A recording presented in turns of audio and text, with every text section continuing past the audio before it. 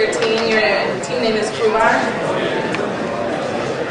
Okay, we're Team 10, we're Kubar, and we've got one Nike person who's totally awesome, and 3 programming people in our team. In case you guys want to know what Kubar stands for, it is fouled up beyond all recognition.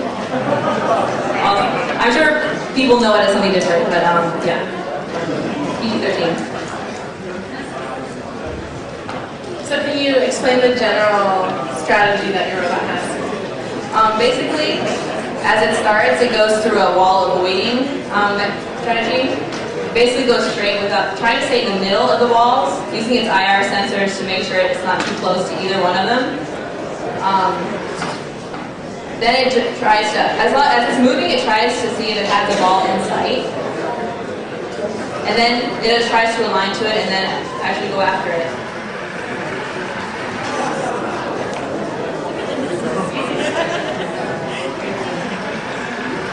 So what is it doing right now, the turning? Right now it's just doing a random turn in case it gets stuck.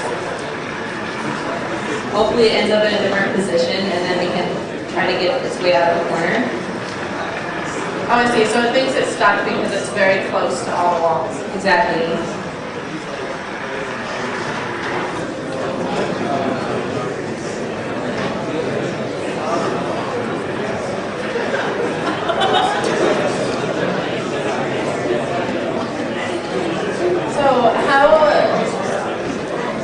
What is the way that your robot primarily picks up balls?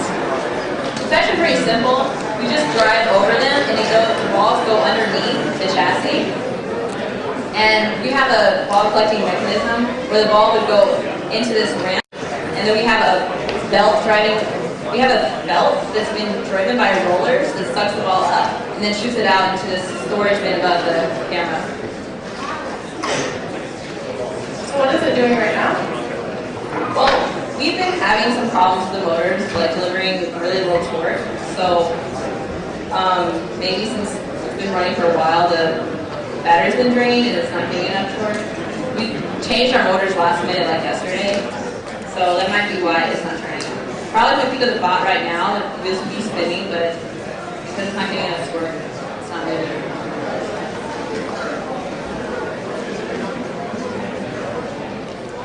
So can you tell us about your code a little bit, like how it is structured?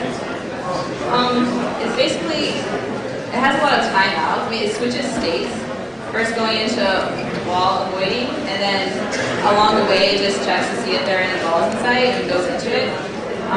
Basically, we're trying to catch as many balls as we can until there's a timeout period. In the last minute of the contest, we just look for a hole and try to score it.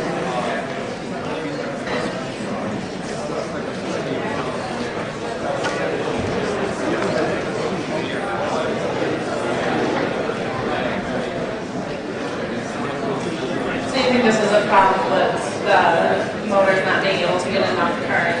Yeah, we were having a problem with the testing yesterday. Like I said, we had to change our motors last minute, and they were older motors.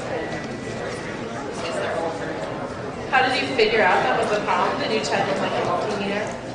No, we had ran the motors and then tried to physically stop the wheels ourselves, and we just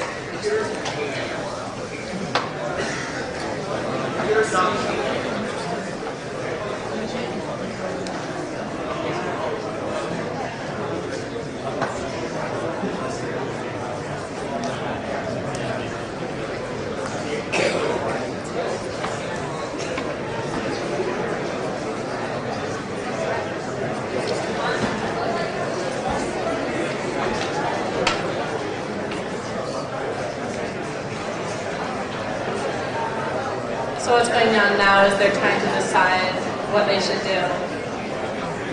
The team will make the ultimate decision for what happens here.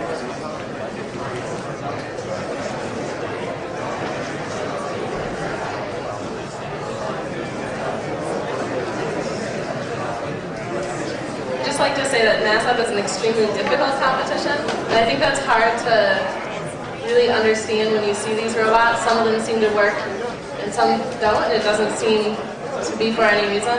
But all of these teams have worked extremely hard, and building a robot in 1 month is not an easy task.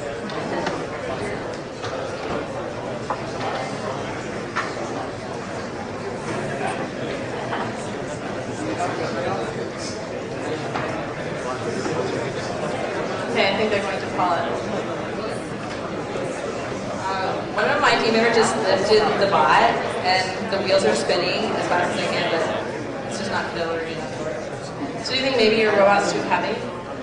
Well, it should be the same weight as the others because of the battery and the computer. There's not much extra put on top of the chassis.